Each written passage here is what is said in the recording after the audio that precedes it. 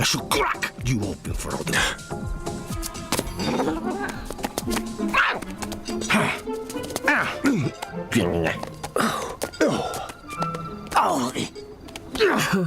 Look what I found.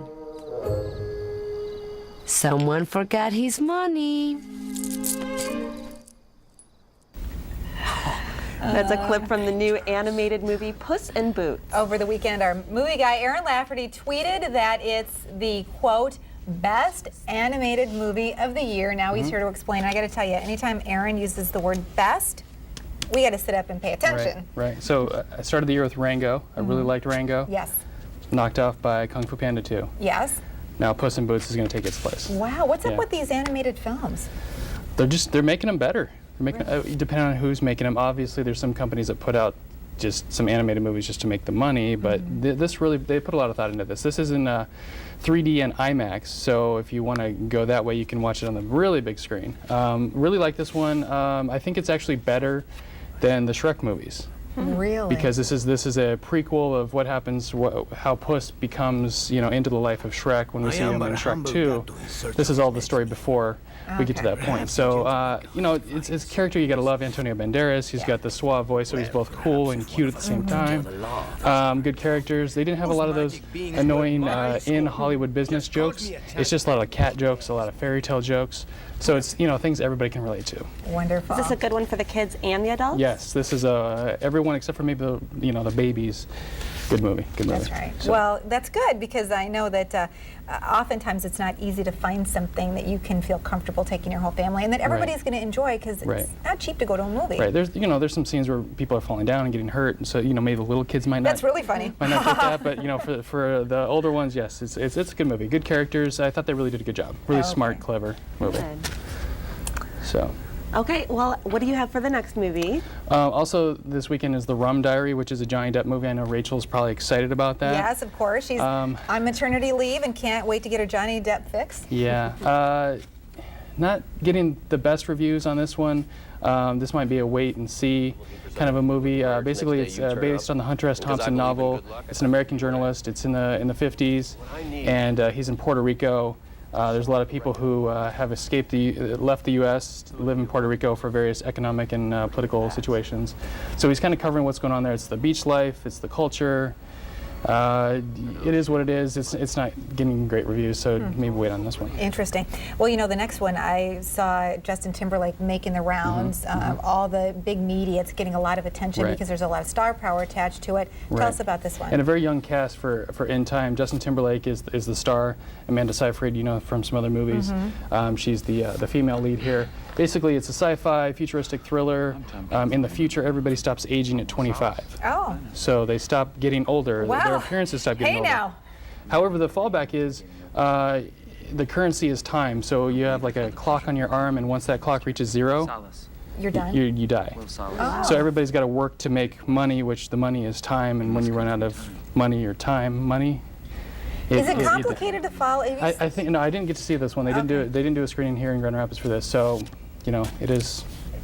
It's interesting. it's interesting. The concept alone is interesting. Justin Timberlake's interesting. He's made his way around some movies the last couple of years. So. And he's got a lot of star power, and so you'd like to think that he wouldn't attach himself to something unless he was pretty sure that the audiences would like it. Right. So he's trying to stay away from the time cops, if you will. His mother is played by Olivia Wilde, so she's trying to stay alive, and he's trying to get time money for her. So it's kind of an interesting concept. We'll see how it does. Interesting. Okay, so you wanted to add something to your segment starting last week. Yes. We didn't have a show, Right. so you want to unveil it this week. Right. So the last couple weeks, couple months, I felt like not every week I could come on here and say, here's a movie to see. Okay. So I want to at least give you 2 picks each week, a theatrical release and a rental. Okay. So I'm going to start with the theatrical release this week, 50-50. I talked about it a couple weeks ago. This is one of the best movies of the year I've seen so far. We also obviously have a couple months to go, but this is definitely Oscar consideration at this point. Joseph Gordon-Levitt is a guy in his 20s. He finds out he has cancer. Seth Rogen's his friend. Obviously a delicate topic to deal with, and they handle it almost perfect, because you can't really make fun of cancer, but you can make light of the situation. Anybody that's gone through cancer with family or themselves knows that you have to keep a light, mood. You can't always be serious. And I think everybody in some way has been personally touched by somebody they know and care about with cancer, and so there's a lot of connection that can happen. So you can kind of feel for the characters he's going through this, and Anna Kendrick's the psychologist who's actually younger than him. So there's that dynamic too. So it's a good movie. It's rated R, so it's not for everybody, but check it out. It's in most theaters. Okay, and that's one we can still see in theaters. Right. So seeing at home, new this week is Captain America: The First Avenger. We had 4 comic book movies this summer. This was probably the second best of the summer. I gave it a really high rating because I thought it was really well done. This is one of the part of the Avengers movies that's coming out next summer. So this is the last piece of that puzzle. So you got Iron Man, you got the Hulk, you got Thor, and now Captain America. Chris Evans is really good as Captain America. He's kind of a patriotic guy. He wants to be in the Army, but he can't because he's small. He goes through this experiment and he becomes this big, strong guy. He really doesn't have any superpowers, which I think the audience can relate to because he's just stronger, faster. He doesn't have any special powers. He doesn't have the claws, or he doesn't have some, superhuman flying abilities or anything. He doesn't get to be invisible. Right. He doesn't have any. So it's a very relatable character. Also, Hugo Weaving is really good as the villain in this one. And other movies you don't get to see the villain being really scary, and in this one you're kind of worried: is this guy really good? So that's where I really give it a really good review. Interesting. So tell us about the movie industry. We're heading into Halloween weekend here. I know there are probably still some scary ones out. Last week's #1 was a big scary movie. And Paranormal Activity 3, which was the new one last weekend, is probably the only movie that's going to rival Puss in Boots this weekend. But with the 3D dollars, with the IMAX dollars, with the family dollars, and it's such a good movie, I don't think anything could beat Puss in Boots this weekend. Paranormal Activity will probably be your #2. And then we're ramping up to the busy movie season coming up. We got a lot ahead. Probably more Oscar contenders will come out in the next couple weeks. There's a George Clooney movie coming. He's getting high praise for, so we got some of those movies coming out. And also new on DVD this week was Winnie the Pooh. So that's one of the animated movies I haven't seen yet. So I haven't seen that one yet. That's why I say the best one I've seen so far. So we'll see how Winnie the Pooh is. Okay, and you've got a lot of great information on your blog. Remind people how they can connect to that. Right. So on woodtv.com, if you look under entertainment or under participate, blogs, entertainment blogs there, also Twitter, Facebook, and YouTube. Laugh at the movies. There you go. Gotta do it. Okay, well, we had a great week here, getting ready for Halloween weekend. Are you dressing up?